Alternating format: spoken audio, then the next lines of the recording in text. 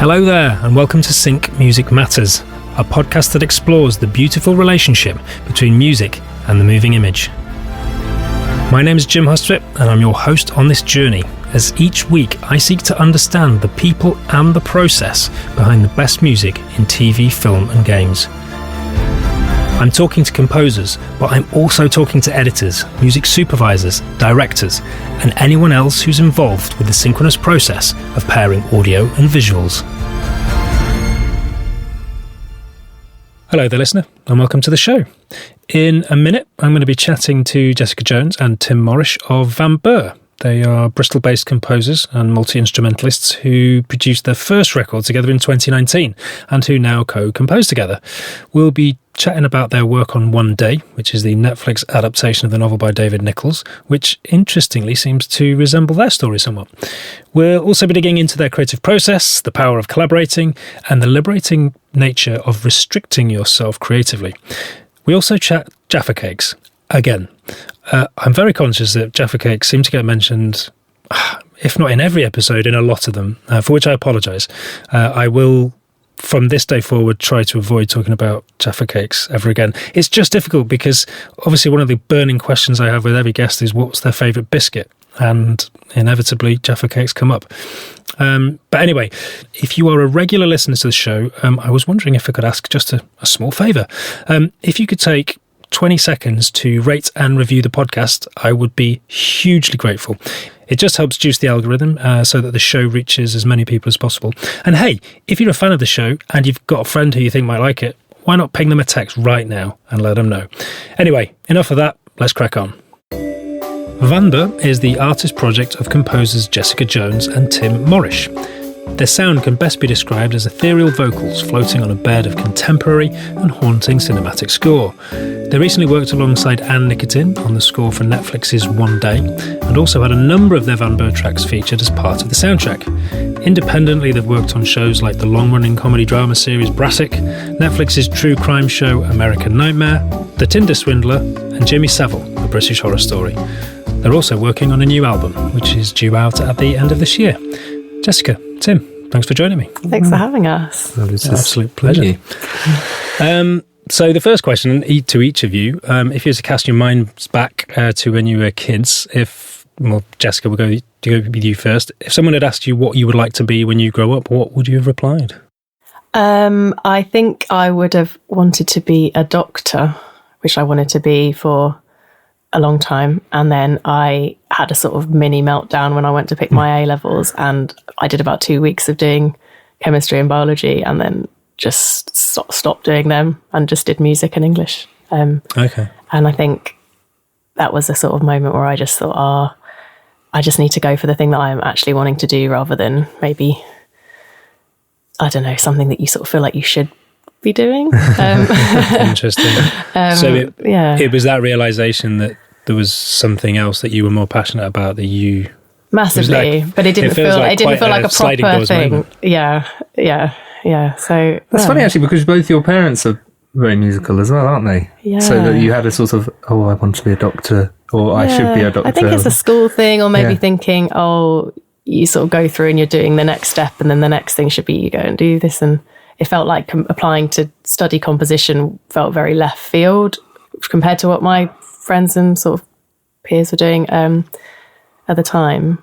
So, yeah. Well, if you think, at the age of 18, to be making the decisions that you make about what you're doing, well, it's not 18, is it? It's before you're sort of 16, 17, but making decisions regarding your A-levels is going to push you down a certain path, which is not to say you can't pivot and move away from, but it's a big decision, isn't it? Yeah, massively, yeah. And you're just so little. And so decided to do music, presumably for A-level. What was then the path from doing that at A-level to composing today? Yeah, I studied, I went to the Royal Conservatoire in Glasgow and did my undergrad there, studying composition. And then I went down to the NFTS, which is where Tim and I met, in Beaconsfield, and did a master's in film and television scoring. And then everything sort of fluidly kind of grew out of that course, really. We met lots of people there, and obviously it's where we started working together, and yeah. And Tim, if we were to go back when you were growing up on the mean streets of London / Leicestershire, I was trying to think about that, and I think I wanted to be an architect when I was maybe 12, 13, and then doing art GCSE, I sort of realised I'm sort of pretty terrible at drawing, and I'm not sure I was ever that well set up for it, but it must have been. I remember going to Barcelona and loving the cathedral there and things like that, where you're like, just amazed by that, and maybe it was just through that sort of wonderment that I wanted to do that. But it was it's not a dissimilar journey to Jess, to be honest. At that A-level point, realising, I'm spending, I grew up doing, playing trumpet and percussion and playing in all the school, various music ensembles and things like that, and just gradually loving it more and more. And I think at that A-level point, I actually didn't do music. I did music technology as an A-level, and I think I thought, I'd love to do this sort of music producing kind of world, and then saw this DVD extra clip of David Arnold doing the James Bond soundtrack, and thought, wow, that's just combining all of the worlds that I love, and it sort of went from there. And then after school, I went to Guildhall in London, just by the Barbican, and sort of did the electronic music course there, which was amazing, sort of throwing you out into all these different worlds, quite experimental, contemporary classical, electroacoustic stuff, as well as producing more dance music and stuff like that. It really threw you in many different directions. But I kind of knew from the start of that course, I know I want to circle back round to the film stuff. And in the fourth year there, they kind of allow you to specialize, and I sort of got in touch with a load of filmmakers and animators, from all over the place, that were on film courses, and can I score your your film? I feel like when Tim and I met, the void between how well we could both make music sound good was so huge. No, like Tim came in from his course and was like making these absolute hits. You're there with sort of Sibelius. It felt like I had a lot of development, but I remember there was this time when I could always hear him through the wall. So you could hear him. We had a wall between us. We were in the room next to each other. And I could hear Tim's things, and you'd have these little projects where you had to score a little clip or something. And I remember learning about panning really late in the game, and I just panned everything really hard right and left. And then Tim came in and was like, I think you just need to be careful with your panning. That's one of my first memories. Yeah. Quite happy to be on my high horse. Well, I suppose that highlights the kind of the different worlds. Where if the music tech side of things, it's probably, because it's interesting, the distinction between composer and producer. So the production side of things will probably be more the technical music tech side, whereas composer is probably, people think of it more as, going to the conservatoire in Glasgow and learning traditional composition. But then obviously, interesting, is there a similarity in your working relationship today, where Tim, you take the lead on the more technical production aspects, and then Jessica, you do more than composing musical, or not necessarily? No. I think that stuff has massively shifted, evened out, and it also depends on the project. There's scenarios where I come on board on Jess's projects and help out on that. So on the Jimmy Savile one, I was just mixing that score, and in the documentary world, the way that the productions are often scheduled means that you're really up against it in terms of timescale to get through a certain amount of music, and there's a crunch time, and so it's useful to try and mix things as you go along, and in that capacity I think we both almost swapped roles in a set, in that I've found recently I've been really growing into, just through some of the projects I've been working on, feel very, just through how the kind of what the music's required has been a lot more electronic kind of production, a bit less kind of in that kind of classical instrumentation. And actually Tim's been writing a lot more kind of, for the Jetty was very kind of string based, and so that's what what I love about this job is that for each project you get to enter a specific world and try and commit to that and be true to that vision that you're collaborating with, directors and producers or whatever, on what, you're managing an expectation of what they're after as well, and seeing where you sort of meet in the middle, I suppose. But yeah, so sometimes yes, sometimes no. I suppose it depends on the project. Sure. Yeah, and as you say, it's very much a collaboration between you and the director and producers and what have you, but it's nice as well that you have that sort of collaboration as well with each other, to be able to bounce ideas off of each other as well. Because I think a lot of composers do operate guilty as charged in isolation quite a lot of the time, actually, but there's so much merit to collaborating with it makes everything better, I think. Yeah. I think I think you always come away with music that you feel is just stronger and more interesting when you're working with someone else. Kind of being open, we are often that first port of call of listening to something, even if we're not involved on that project. It will be, what do you think of this? Just as a sounding board, because you don't have to then agree with that opinion, but it's interesting to often hear on a fresh set of ears, what is it that's coming across here? Because sometimes you can think that you're making something and it's actually very different for the uninitiated ear,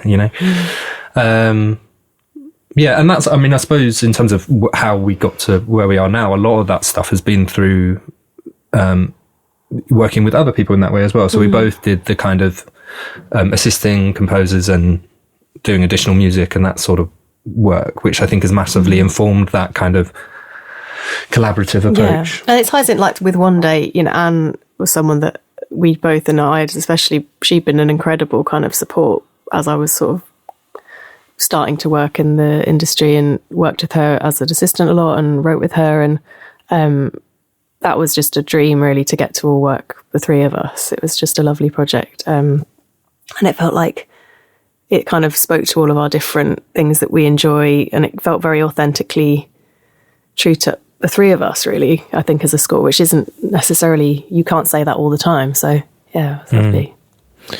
Well, we'll dig into that a little bit more in a few minutes, but just because I know there's quite a lot of people listen to the podcast who are aspiring composers, and it feels sometimes the gap from finishing a master's at an FTS, although it does, the more I speak to people from an FTS, it does seem like the networking that comes off of that is incredible, but the gap from finishing masters in composition to then finding that first assistant role to getting the first gig composing.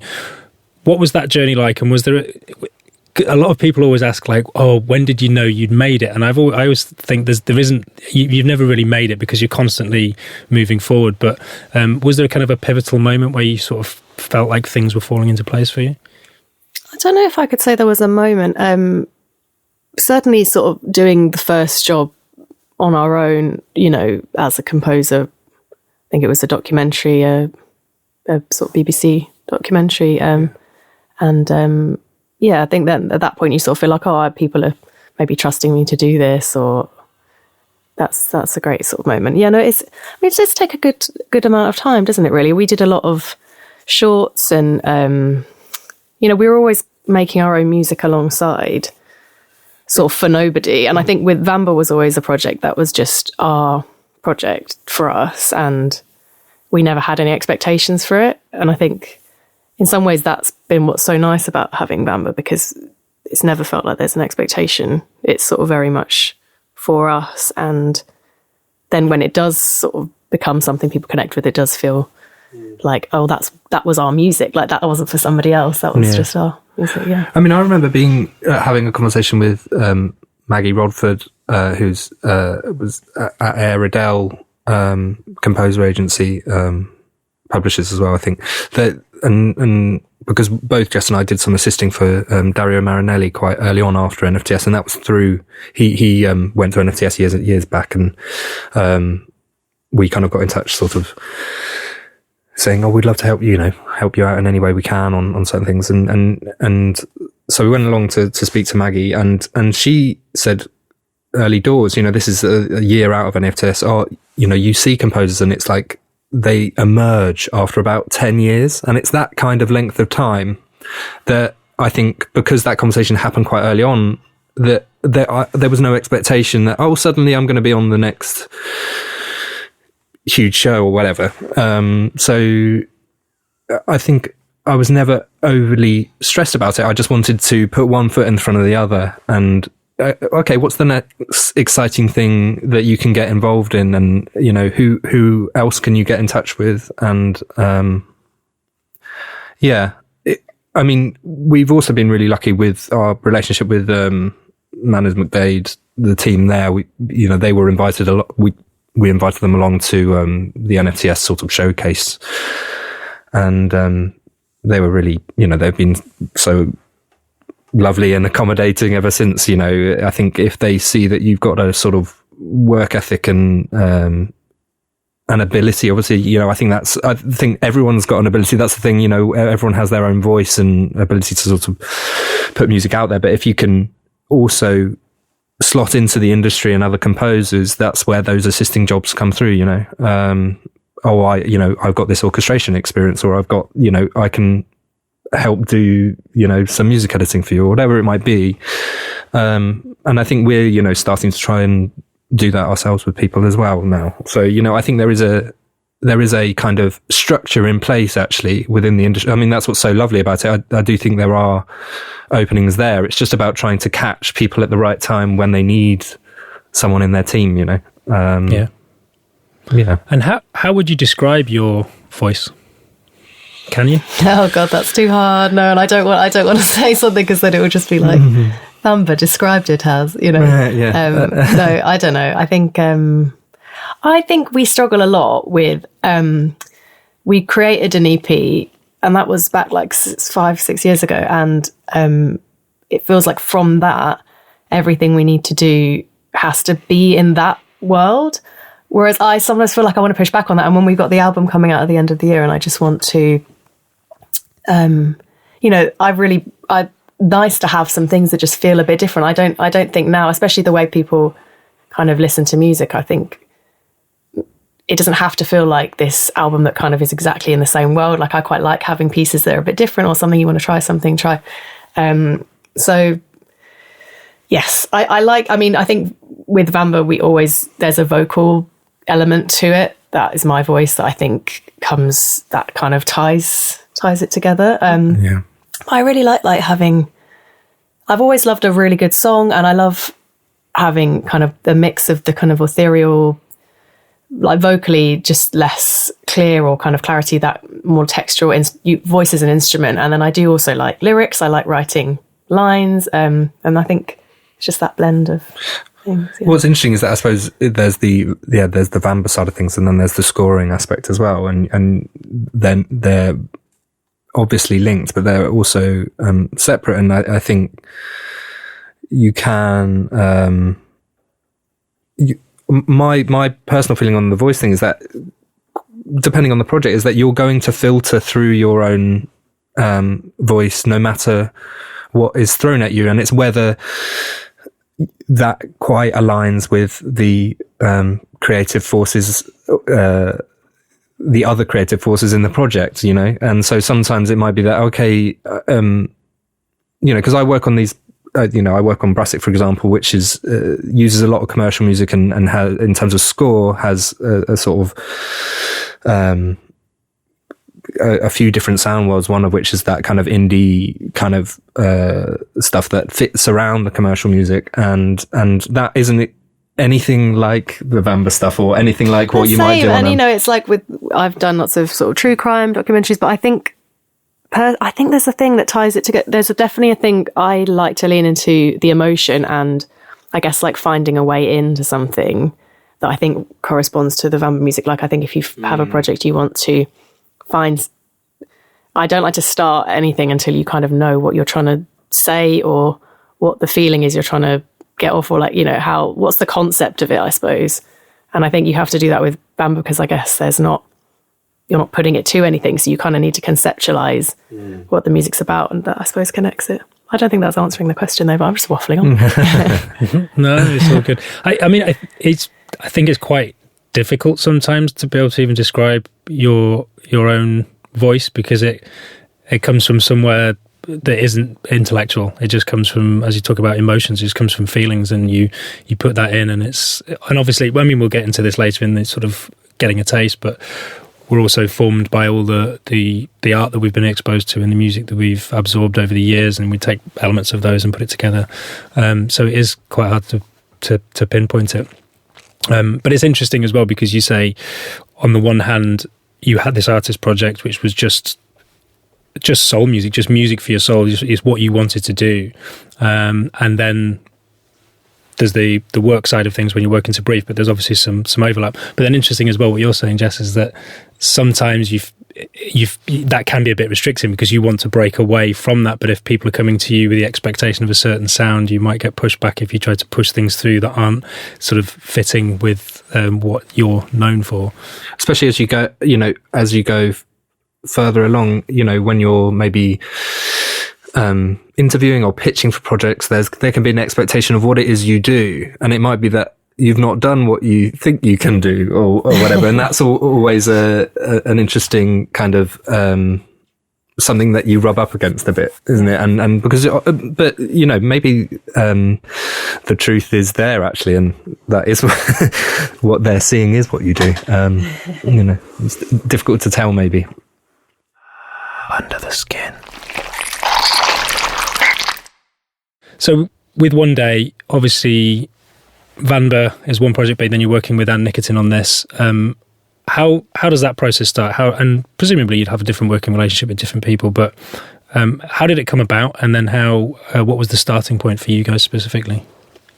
I think we were all interviewing on it. Tim and I were separately interviewing to Anne as Vanbur, and I think we sort of found out that was happening, and we're like, why don't we just try and do it together?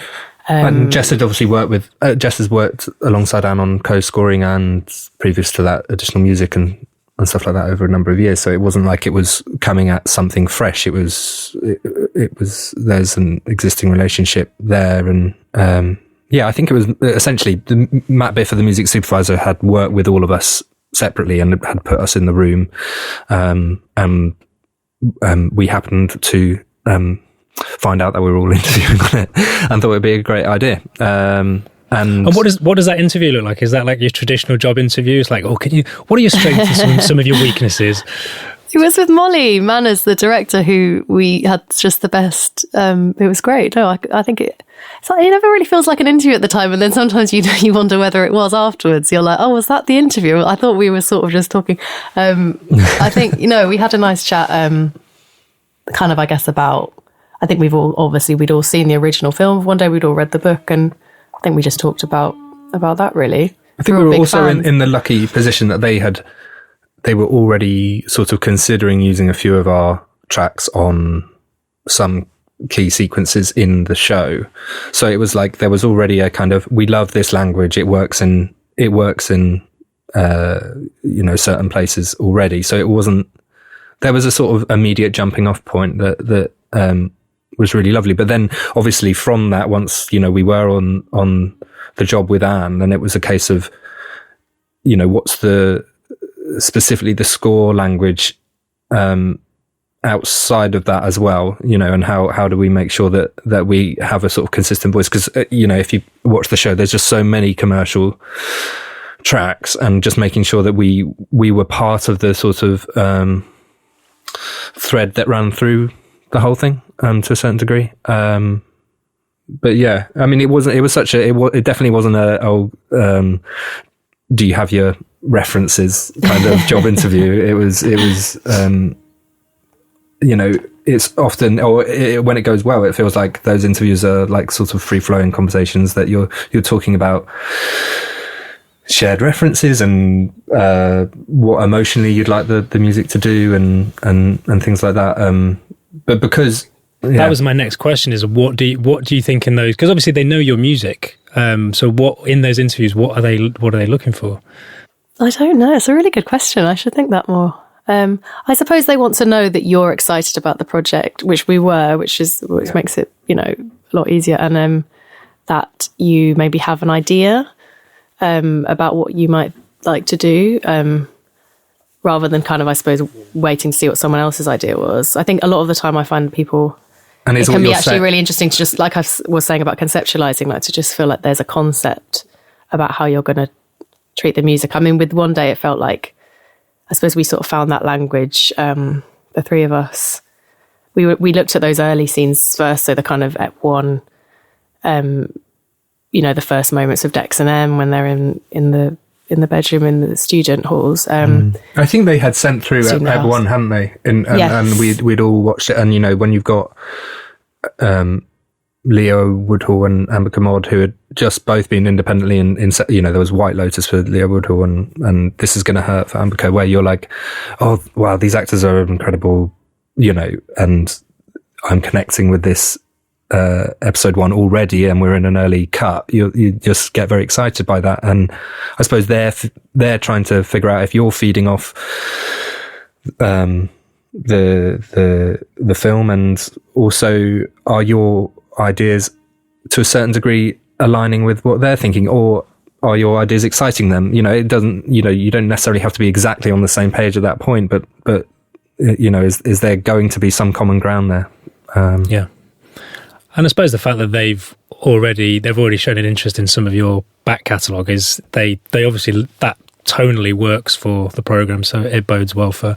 I was chatting to Sian Gorman from Nix, and she's recently scored Dope Girls, which is coming out soon. But again, they tempt a lot of the initial episodes with her music. So when they were looking at a composer, it's like, well, this is the tone, this is the voice that we've got, so who better to provide that than the source. Yeah. And I remember, I think I wrote it on a sort of Instagram post once, but there was this amazing thing with One Day that felt like there was a sort of parallel with Tim and I's sort of, our relationship and sort of going through the years and around the era when we wrote In Cold Light, which is what ended up being placed on the end.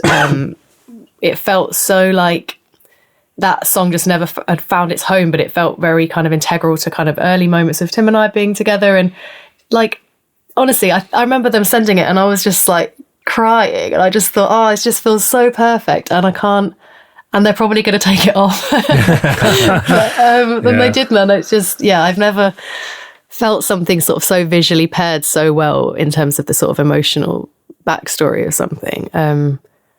So yeah, that's great. Well, it was, I mean, in Cold Light. Yeah. Yeah. When I listened to that track, it literally gave me goosebumps. It's a beautiful track. And you notice on Spotify the sort of streams, I think it's 11 million or something like that. Did a lot of that come off the back of One Day? Did all of a sudden you sort of go on one day and see that your Spotify streams had gone through the roof? It definitely had a massive impact on it, and it was always a track that I think seems to be the one of ours which has sort of, I suppose, resonated, but it and has been on other things in the past. But it's funny because I suppose that song never felt like, I think that was the one that we weren't necessarily going to put on the EP, and it was definitely the last one. It was the last one, and we were like, oh, should we add this? And we kind of done it as a bit of a sketch, and I think I'd done some vocals at a sketch, and I was like, oh, they're not proper lyrics, and they're kind of just and then Tim was putting and Tim was like, no, I think it's going to be a good one, and you were sort of doing the string writing, and it felt very, I remember Molly saying it felt very like quite M and Dex, in that I felt very cringe about that song. And I don't now at all. Like I feel, but like at the time I was like, I don't know. So that was really nice. Changed, don't they? Yeah. Yeah. It was funny when the EP came out, we did a little sort of listening session of it, and it's funny how in the room with other people you suddenly came across, and I'm sure do you get this when you're maybe listening to something with a director as well? When you're listening to something with strangers in a room, you get a different feeling to what you've been listening on your own, and absolutely. That was definitely one in a room full with, I don't know, 30, 40 people or whatever, where that felt like it connected with the people in the room, or was definitely giving off a certain feeling that you didn't get so much from the other ones. Now, I don't know, why or whatever. You just have to hope you make other things that connect with people in that way as well. yeah, no, I mean, it was fantastic on that that end sequence of One Day that it got featured there, and definitely helped sort of figure out a language for the score in other places. Yeah, definitely. Yeah. When it speaks to, I mean, you're talking before about the fact that having each other to bounce ideas off and to play those initial ideas to is very revealing. Take that a step further, playing it to directors or producers and sitting in a room whilst they're listening is even more revealing still, because they've never heard it and they're not attached to it in the same way.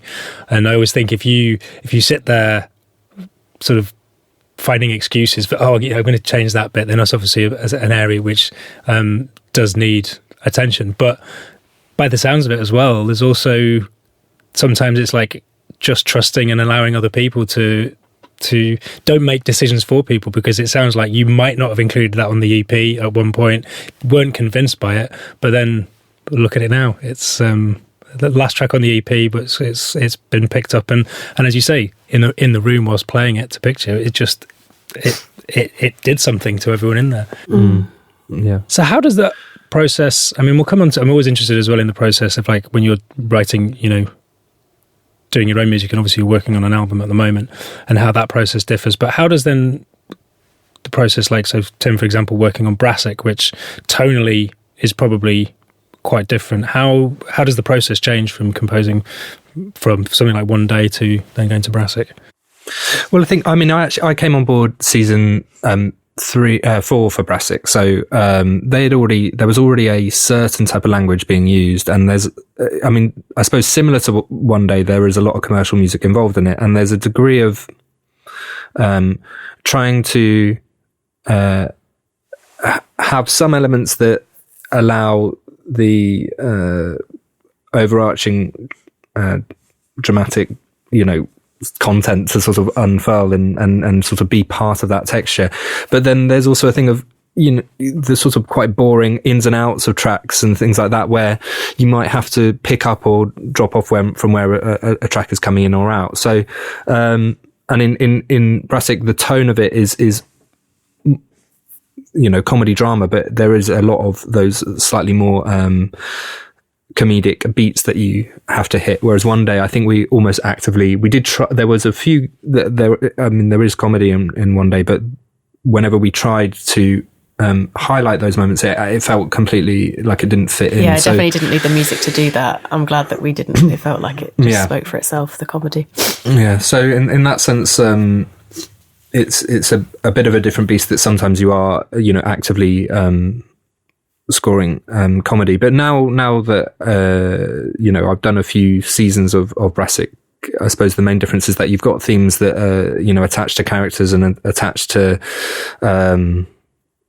certain types of moods that you often will explore again or slightly tweak to fit what's going on at the moment. And then obviously mainly the thing is instrumentation. I mean, a lot of the time it's you're picking up a guitar or playing some drums or something, that rather than thinking, okay, I'm going to score some strings and get that recorded later down the line. So it's often quite a quick turnaround of just play something in. And I'm not a particularly good guitarist or whatever, but sometimes in terms of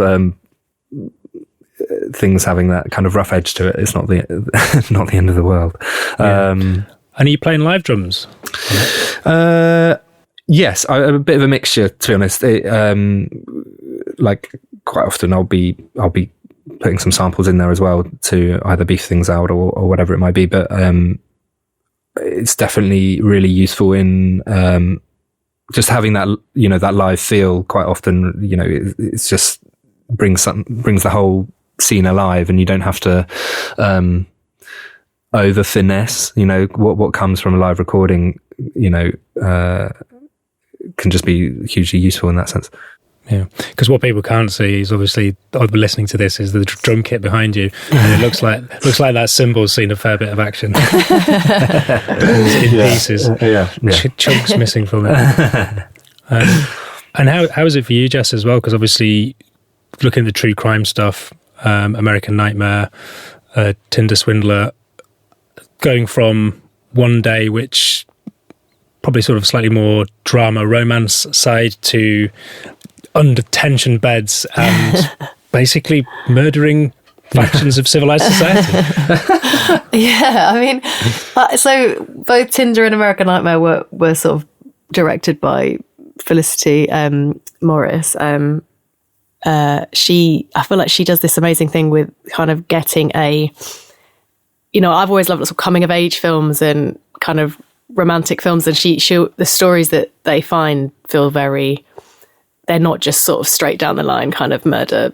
Like there's an intrigue, and especially with Tinder Swindler, it felt like the kind of first third was it was sweeping romance, and that was just such a fun project for that world. You just kind of taking those themes and then getting them more messed up and weird and dark as the kind of story unfolds. Nice, really. So the initial themes when they're sort of presenting, because it's the story, I mean, you probably best place to explain, but it's basically somebody on Tinder who presents themselves as this sort of... Yeah, it's a kind of insane catfishing story, and that you can't believe was real. I mean, it sort of absolutely... just defies belief. But yeah, I think I suppose it's the idea of love bombing and somebody a very heightened first date and everything. He flew her on a private jet, and he seemed like this sort of 50 Shades style love story that just slowly unravels as you realise it's just a complete con man. But and the music's doing that as well. So you start with these sort of nice love themes, which then become more twisted. And yeah, I did a lot with just things like, I mean, freezing things and reversing things, and just that kind of. I like just sort of taking an audio file and seeing what you can do with it. And there was a lot of scope to do that with this, and definitely with American Nightmare as well. It was like, I think we were talking about just finding a sound that feels strange, or just that's not.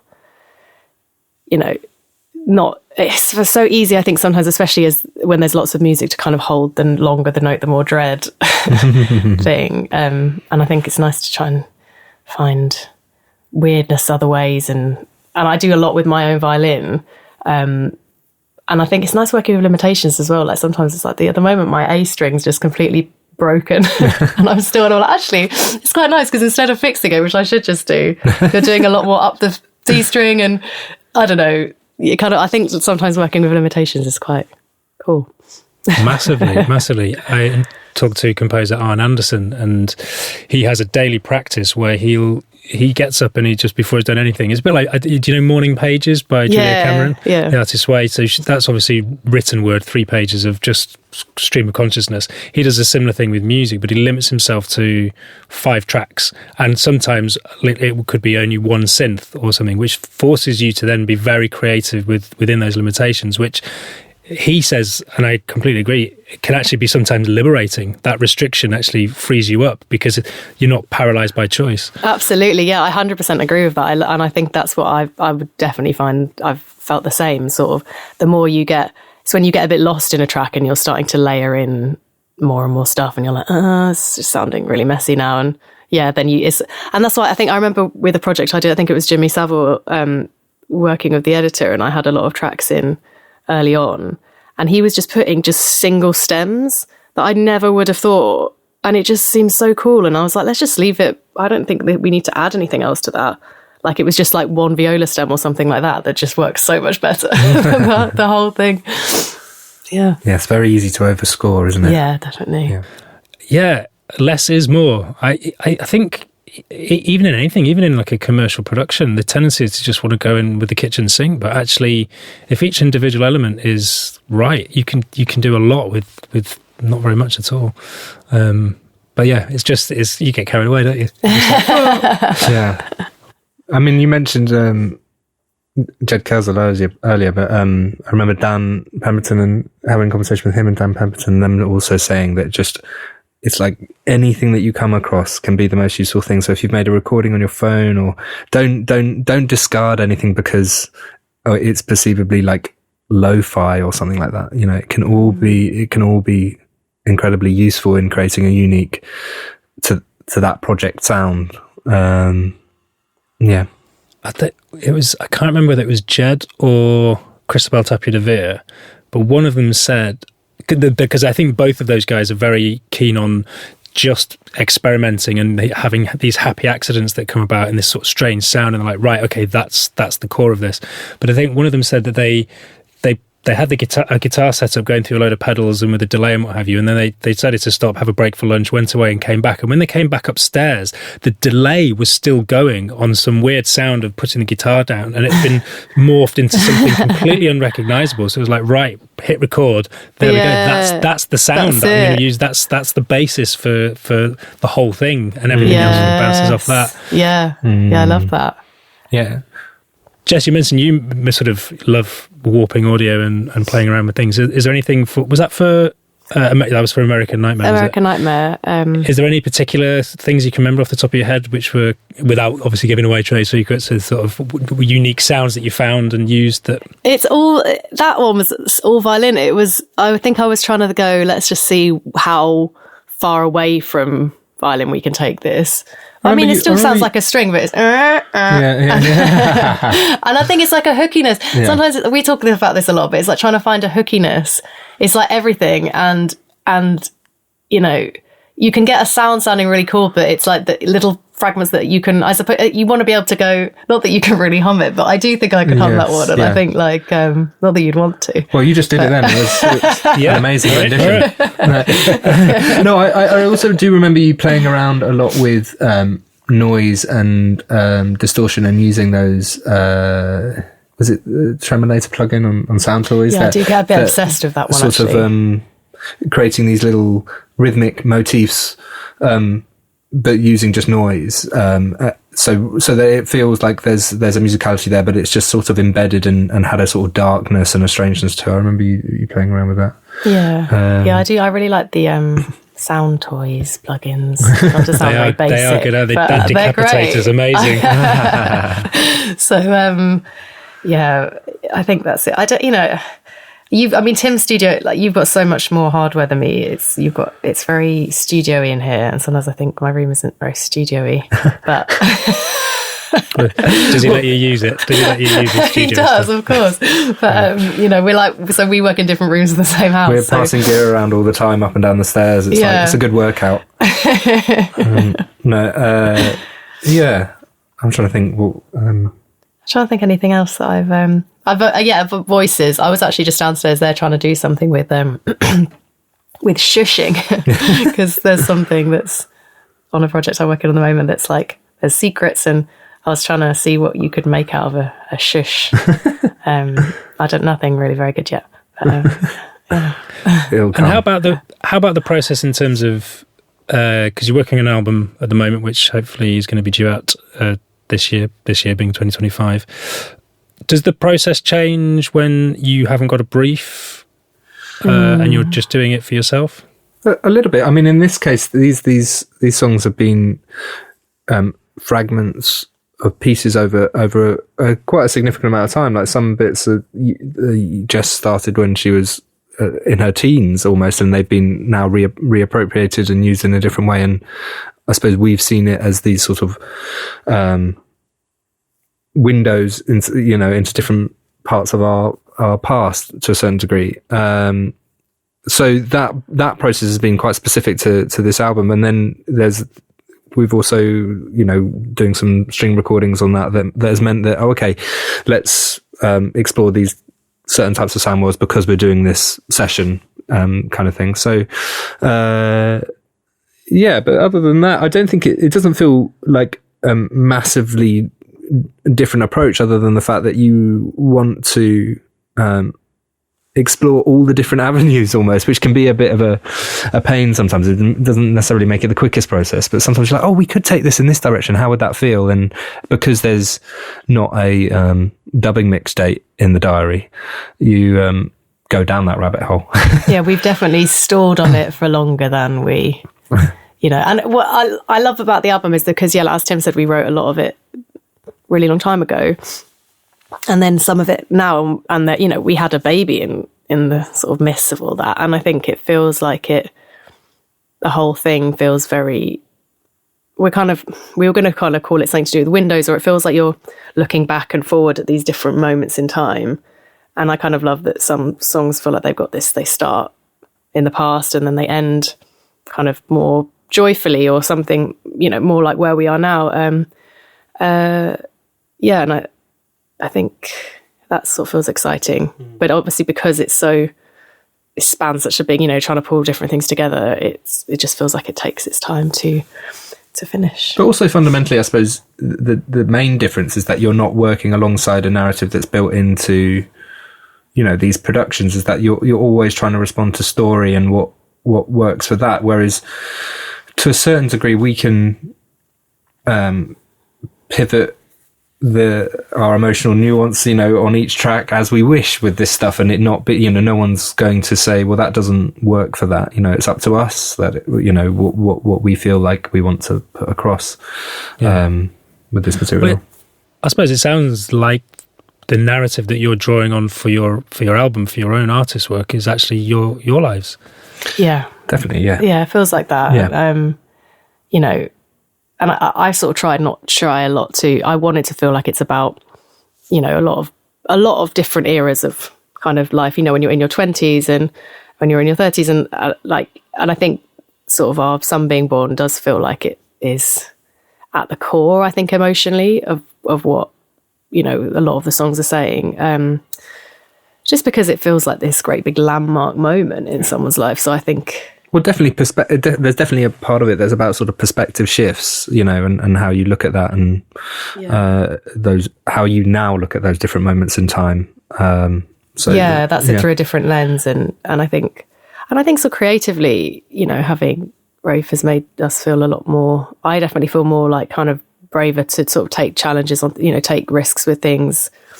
A lot less sort of, I suppose, fearful. And I think that comes through when you hear the songs. It feels like you can really hear the parts that were written post birth. And I like, you know, it's nice to sort of have that. Yeah. And to what do you credit that shift then, that sort of increase in bravery? I guess when you've given birth, it's like nothing else is as scary as that. And, you know, like, it's hard. Like, and I think, so definitely it makes you not sweat the small stuff. That's what I do feel like I've noticed, that it's, you know, with work and with everything, it's like, you know, you can't worry too much about things that I would have got quite wound up about. And then you think, well, we're all here. That's the most important thing. It definitely brings you more into the present, doesn't it? I think the whole thing, which is a great thing for work, and, you know, that whole work-life balance thing. You know, it's fantastic for that. So yeah. And where else do you find inspiration?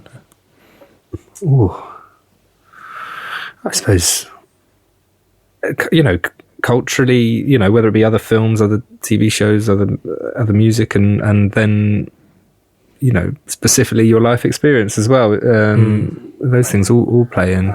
I mean, you were talking about nature, weren't you, just as we started, and sort of that, I suppose there's definitely in our music, there's always felt like there's a connect with that, with nature, and it's so difficult, isn't it? I think it comes to you in different ways. Sometimes it can be, you know, if you're talking about drawing on things, it can be these like sort of slithers of ideas that aren't initially like a whole picture. It could be that you know, you're viewing something from, you know, you can just see the outline of something that might have been inspired by, you know, as simple as some sort of, you know, rain on a window or light from somewhere, and then you start exploring that, and it then takes you down that specific journey for that piece of music that you're creating. So but then it might seem strange to say, oh, it was because of that rain on the window once you finished it, you know? Yeah. It's so funny, like we've been working with a sort of film director and photographer called Matt Houghton, who's been amazing at, he's sort of taken some just pictures of, I don't know whether I should talk about all the album stuff, but it took all these different windows essentially that we're going to use a different kind of window for each song. And I just feel like looking at them, I think, it immediately makes the music more exciting. Like, I think we're very visual with what is, you know, very inspired by different by images, and I suppose that's why we love what we do. But like the images, very beautiful. Thank you, Matt. that visual beauty and oral beauty, they're all one and the same, aren't they? And I think there is a synergy with, you can have incredible visuals and you can have incredible music, but when the two are combined, it's heightened somehow. So yeah, getting a taste. As I mentioned before, I think our creativity is often informed by what we've consumed, probably in our formative years. But are there certain artists, composers, albums that you feel are sort of seminal and have hugely influenced your creativity today? Yeah, I mean, it's sort of, where do you start and in what area? From the beginning, all the way back to what was one of the first things, for example, that you sort of remember hearing or seeing, going, "Whoa, what is this?" Yeah, well, I sort of grew up playing orchestral percussion. Was one of the things that I started on quite early. So I mean, I say orchestral percussion, it was probably starting by hitting some pots and pans in the kitchen, but the Evelyn Glennie played at a church in a village quite near where I was growing up, and that was sort of absolutely transfixing. Like that, I remember just the whole experience, and her specifically playing as well was just she embodies what she plays, and it was just incredible. And I think that she's deaf as well, isn't she? Yeah, yes, and that's why. I mean, she at the end of a piece, you can see her waiting for the kind of vibrations to kind of stop before, then the applause happens, kind of thing. And it was that was a really inspiring moment. So I suppose that's early doors, and then as you start listening to music through your teens and all that, there's sort of bands like, Portishead and Massive Attack had a certain phase for me, and then I mean, quite often I find myself listening to music, and have done for a long time. It is more of a relaxation. I get a calmness from certain types of things. So that, and that can be from like, classical music. So there might be like some choral piece, like, O Magnum Mysterium by Morton Marsden, or it could be like a folky, a Bon Iver, or all those things, that happen through my teens, kind of thing. But yeah, those were sort of key moments for me. Yeah, what about yourself, Jess? I think, I wrote down, I think an album that really stands out just through sort of late teens, sort of early 20s, that Lana Del Rey, Born to Die. I remember I just used to sort of cart round the streets of Glasgow listening to that. Yeah. But that's funny, that definitely has that sort of cinematic. But that's the thing, I think I remember at the time it came on. I think I was genuinely listening to a Now CD. So it must have been like 2010, which maybe was a bit late for listening to the Now CD. I don't know. I had a Now CD, and Now 407. Yeah, that's what I mean. I don't think anyone else was still listening to them. But and I remember it came on, and it was the Video Games track, and I was like, it just felt like vocally I feel like she definitely was doing something new that a lot of people then have done since. And I think there hadn't been a lot of that kind of... I'm just thinking, were you walking around with a CD player at that point? No, I think I had it on my iPod. Oh, your iPod, okay. It's mental. Like, not a Discman kind of belt. Yeah. No, I think, that's one of those albums that I just used to know every single word to, every single lyric, still know every single lyric. And there's a sort of an amazing sort of sense of sort of fate, it's fatalistic, or sort of there's a sense of surrendering. She goes really big with the emotion, does Lana. And I love that. That's one I can think of. I mean, we both grew up listening to the same, like as a kid. I think we both had like Fantasia on the VHS. Oh, really? Yeah. I mean, I think I thought you were talking about the 90s rave. Fantasia. That would have been a lot cooler. No, just a little Mickey Mouse dancing around. And I think classical music, it was a big sort of part of my life in my house growing up, definitely my parents, and like sort of Peter and the Wolf, and like my mum used to play the piano.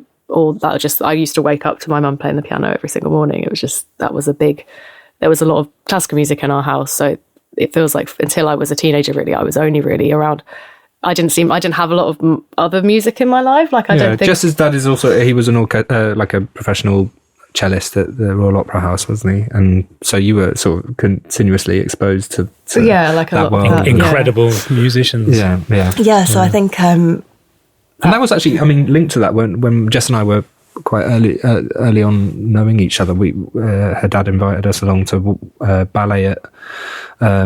it was actually three ballets, like three short ballets that he was performing in, and one of them had the Goretzky Symphony No. 3 Lenzo that I think is in Tree of Life film as well. But it's just the most beautiful. Like, starts very low in the strings and gradually rises in register, and then a soprano floats in over the top at the end. And there's a degree of looking back of how that experience, I remember that so vividly, and the ballet along with it, the choreography was incredible, and to me seemed inspired by sort of like immigration, and it was just incredible. But there's something to do with that performance that, in terms of our Vanbur stuff, a lot of the time we are looking for some degree of journey in a track rather than necessarily setting up a vibe and staying with it. I think a lot of the time that seems to be how we enjoy to structure things. Yeah, like dancers have, it's been an element like this. What's been really lovely about kind of, I suppose, the social media world, and a lot of different dancers share videos with us of them dancing. And I think there's definitely something with what our music, we'd love to do more with dancers, definitely, and like more with dance. So people have taken your music and then they choreograph something to it, and then they send you. Oh, that's really nice. Yeah, that happens quite a lot, funnily. So I think there's, maybe, I don't know, but it's something that we love to see. Yeah. And be nice to do more with kind of more collaborative work with a dancer. Yeah, nice. And what about kind of contemporary scores, composers? Anything out there that you've heard recently that you're very excited by? I really loved the Brutalist soundtrack. Daniel Blumberg's score. It seemed so sort of organic, and we were talking earlier, weren't we, about having stripped out elements. There were moments where it was, just these rhythmic. I don't even know what it was that was creating them, but then it would expand into these lovely like horns underneath it. It was just a really interesting blend of materials there, and in a sort of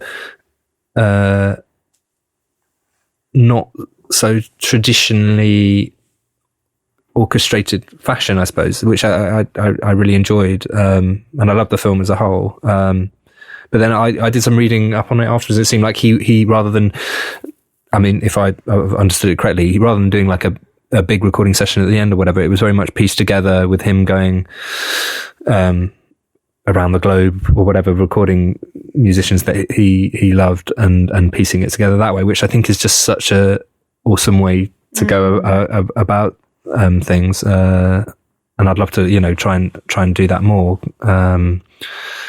I think it allows it allows musicians to bring their own voices to the situation. Yeah. So I love that. But it speaks to as well what you mentioned earlier, Jess, about the kind of collaboration, and that it takes things down a route that they may not have otherwise gone in. But if you sort of rock up and you start working with a musician, and they know their instrument, they know the sort of weird and wonderful sounds they can get out of it, and they can do things that maybe beforehand you're like, oh, I didn't even know that was possible. I remember once scoring something with a nickel harpist, and I brought them in at the end to sort of go over what I'd already written, and I deeply regretted not bringing them in the beginning, because I think we could have done so much more interesting stuff, because there were sounds in that nickel harp that I was like, if I'd have known. But yeah. I think that's what, I think we first learned that and started. I remember when we were working with Dario, didn't he used to say that he did that, and then that's such a nice way to work, isn't it? And I think recording as you go is definitely, it feels that kind of tapestry way of scoring is really nice, rather than kind of this big, huge session at the end, which can be quite, sometimes then it's like actually taking it away from what it could have been, sort of thing. Yeah. Well, I suppose in that instance as well is there's an element of striking while the iron's hot is when you that initial spark and that creativity is there and you can capture it. It's like that classic thing of you record some rough ideas on your phone and then later on you go back and try and re-record them properly, but it's never quite as good as what you did a rough recording of, because you just that you can't catch that spark in the same way. I'd love to know about how. I'm sure I could find loads of articles and things about the Succession, Nicholas Britell's opening theme, because that's very chopped up. The piano that becomes that becomes a big string theme, doesn't it? But I can't imagine that was written. It just feels very. Do you know what I mean? It feels like that was a fragmented thing. I should look into it. Yeah. Well, I suppose there's a kind of a hip hop element to it, isn't it? And obviously hip hop is born out of sampling, so it's kind of recording it and then trying to make it sound sampled. But I'm sure the information's out there. Amazing. Well, we're coming to the end of our chat, but as ever, I'd like to finish with the quick fire questions.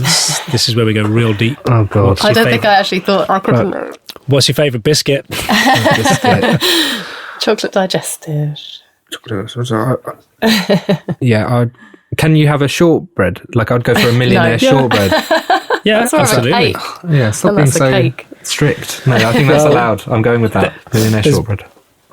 There's been a lot of debate about, obviously Jaffa cake is very divisive because it's like, is it a cake, is it a biscuit? And I think, technically I would see it as a biscuit, but apparently the definition is, and I can't believe we're going into this again because this happens so often, but if a cake will dry out and become more crispy as it gets old, whereas a biscuit will go softer. That's the scientific rules. Interesting. Okay. Well, if I'm not allowed the millionaire shortbread, I would go for just a ginger biscuit. I love it. Okay. Yeah. Yeah. I mean, what's yours? Mine. I can't eat them anymore, but this. I think the Viennese fingers they've got with the chocolate in the middle. Yes. But I can't eat gluten anymore, so I can't eat those. Oh, that's so sad. Oh, God. It is. Yeah. What are you going to do? That's really tough. You've got to delete this question. That's going to be driving you crazy. I mean, luckily, gluten-free baking has moved on massively. That's true. So there are some good biscuits out there. And I've literally just finished a 30-day sugar detox. Oh, how was that? It was a nightmare. It was the hardest thing ever. Did you feel our next door neighbour's doing that, and I feel like I want to do it now. Did you feel the positive benefits from it or not? No. Physically, there was no real benefit. I think what I did notice on Saturday when this ended, I went down to Borough Market to a gluten-free cake stand, and I just went nuts. And then, so I had Victoria Sponge, carrot cake, and then I went up to Selfridges because you can get gluten-free donuts there, so I got some donuts as well. Selfridges donuts, amazing. Yeah, I regretted it. I felt terrible on Saturday evening. And the thing I noticed most was like my saliva changed. No. All of a sudden from exposure to loads of sugar. So whilst I didn't feel any real physical benefit from it, it was a reminder. And I do it to remind myself how addictive sugar is, because it's a kind of insidious slow burn thing which builds up over time. Wow, that's strange that your saliva changed. Wow. Yeah, well, I think it's the same as salt. So I've done these retreats before where I have none of the food's got salt in it, and all of a sudden, when you do have salt, apparently there's less salt in your saliva, but it just it changes your taste buds. Wow. But yeah, what do you do to let off steam? That wasn't on the list. It wasn't. There's a new one. Let off steam. I quite like some exercise. I'd do a run or play some tennis or, it used to be, and I don't do it so much. It's funny now that as a job, you're playing instruments, but it definitely used to playing drums used to be a massive. I know there's sort of an exercise point of that, but there's definitely some anger management going on there as well. That I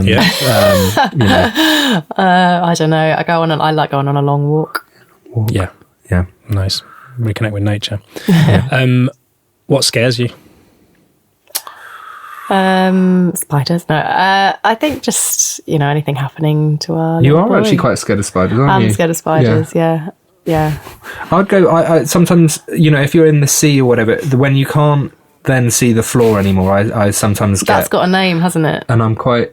I'm sort of a fairly strong swimmer, but just there's something about not being able to see the floor. I'm like, get me out, sort of thing. Staring into the abyss, or teetering on the brink of the abyss. Yeah.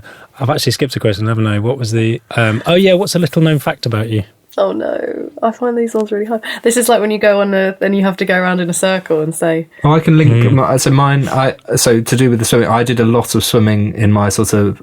From the ages of like 10 till about 13, to the extent that my hair went chlorine green grey. And then... What? And like it went sort of grey tinged, unhealthy colour.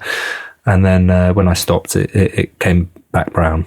So how many hours a day were you spending in the pool? Or is it more a case of how much chlorine were they putting in the pool? That's probably no, it was probably, between 20 to 30 hours a week. So, wow, 3 or 4 hours a day or whatever. So, yeah. So I have a sporty one. I used to work in loads of different cafes and things. And I used to, at one point, serve coffee to all the pro tennis players at Wimbledon. I worked in the players' lounge, so I remember Tim Henman came and bought a Freddo off me for his children. Nice. Though I don't think he was eating it. The little chocolate frog. Yeah. Okay. Nice. And I think who else bought something? I remember Djokovic not buying any coffee, but he used to sit near the coffee thing. So yeah. Did he bring his own food with him? They had these massive plates of pasta because it was like such a lovely place that they all relaxed. But as soon as you go out of the tournament, you had to leave.